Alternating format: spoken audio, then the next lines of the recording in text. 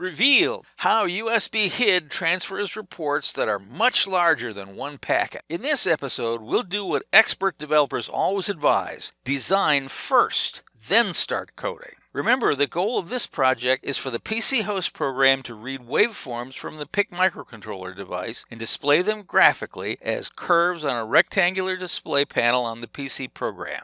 Each waveform contains 320 data points, 8 bits each, which immediately breaks myth number 6. HID reports are limited to only one packet, containing 64 bytes maximum.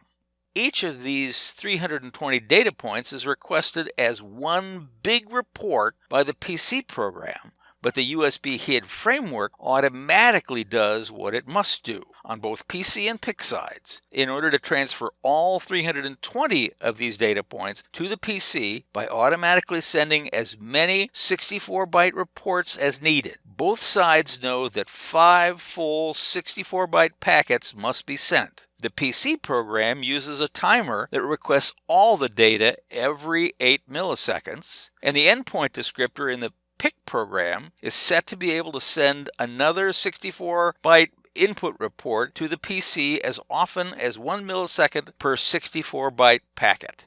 Since a USB device can only speak when spoken to, that means that the PC program should request a new waveform no less than 5 milliseconds, so the 8 millisecond timer setting is okay.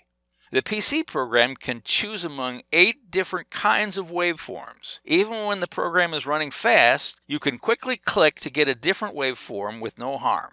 Watch for our next episode in a few days when we'll describe how we made those waveforms and the surprising thing we had to add. For more insights on what you can do with USB HID, click on the next video box shown above.